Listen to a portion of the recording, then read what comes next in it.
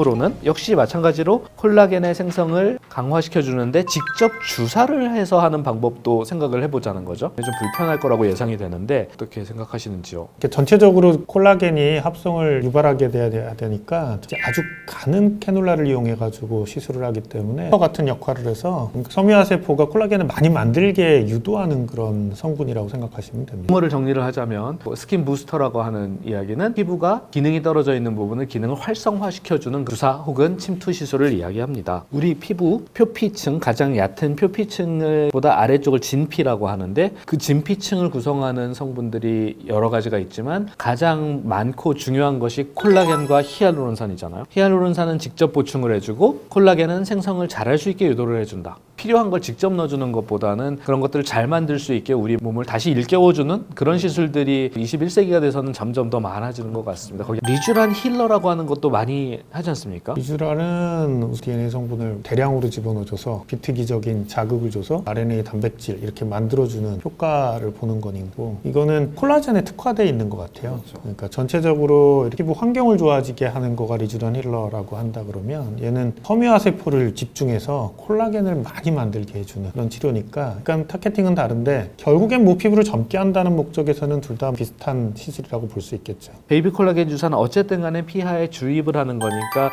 부작용이라고 하는 게 가능할 것 같은데요. 한 곳에 집중해서 넣지 않는 한 그렇게 문제가 생기지는 않죠. 한 곳에 집중해서 넣으면 어떤 문제가 생길 수 있나요? 콜라겐이 많이 만들어지니까 혈전처럼 만들어질 수도 있겠죠. 만드는 건 확실하게 잘 만든다는 얘기인데, 그날 같이 색소 레이저라든지 탄력 레이저라든지 고주파 시술이라든지 이런 걸 하고 주사도 같이 하는 게 가능할까요? 가능하죠. 색소 치료 같은 거는 문제 전혀 안 되고요. 시술 시간이 길어져서 좀 힘들 수는 있거든요. 1시간에서 1시간 반을 넘었으면 같이 하는 걸 권하지는 않는데, 같이 꼭 하셔야 되기를 원하시는 분이 있거든요. 그런 경우에는 아무래도 시너지가 나는 시술이니까 소마지하고 나서 이런 주사를 한다든지 이런 게 또 좋죠. 스컬프라 같은 경우 실수로 뭉침이나 결정이 발생해서 5일 동안 마사지가 필요한 걸로 알고 있습니다. 베이비 콜라겐 주사는 어떤가요?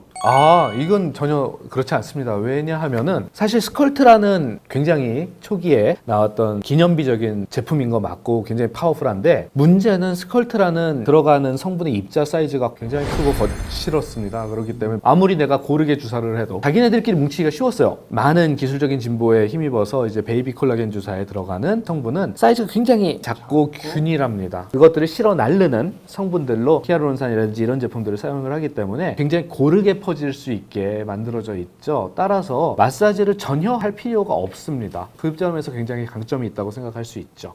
그리고 시술할 때도 조금 더 공들여서 잘 퍼지게 또 시술을 해야 될 테고요.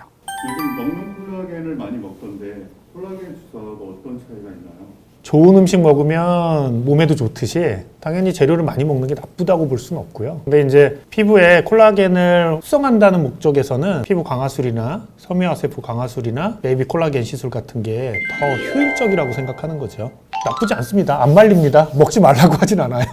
본질적으로 콜라겐을 먹는다라고 하는 거는 콜라겐을 많이 만들 수 있는 재료를 공급을 하는 겁니다. 콜라겐이긴 하지만 몸에 들어가면 분해가 될 거고 가장 최소 단위로 잘라져서 다시 그것들을 조합을 해서 콜라겐을 일부 만들 거라는 거죠. 재료를 많이 넣어주면은 많이 만들게 하겠죠. 하지만 본질적으로 다시 생각해보면 왜 노화가 문제가 되느냐? 콜라겐을 양질의 걸 잘 못 만들어서잖아요. 공장이 지금 문제가 많은데 원료만 열심히 넣어줘갖고 다 해결되긴 힘들다는 거죠. 그러니까 콜라겐을 먹는 거 좋은데 만들 수 있는 좋은 환경을 만들어준 상태에서 섭취를 하면 더 효과를 볼 수 있을 거라고 생각을 합니다. 안타깝게도 아직까지는 효율 면에서는 너무 떨어져요. 그리고 또 한 가지, 먹는 콜라겐을 쓰려고 한다면 잘 만든 제품을 드셔야 됩니다. 사실 건강기능식품 같은 경우에는 만들 때 의약품처럼 타이트한 규제를 받지 않거든요. 그래서 대충 만들고 막 만든 것들 같은 경우에는 불순물이라든지 이런 것들이 컨트롤이 안 돼서 오히려 문제가 될 수 있기 때문에 드셔야 한다면은 그런 걸 잘 따져보셔야 될 텐데 쉽지 않죠. 그렇기 때문에 여러 가지 고려사항이 많아서 개인적으로는 아직도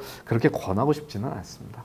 시술들 중에서 장비를 사용하지 않고 제품을 사용해서 할 수 있는 아이템으로 섬유화세포 강화술 그리고 베이비 콜라겐 주사 알아봤습니다. 다음 시간에 더 좋은 내용으로 찾아뵙도록 하겠습니다. 지금까지 아름다움의 시작 리더스 피부과 목동 현대점 신장현 원장, 청담점 노낙경 원장이었습니다. 감사합니다.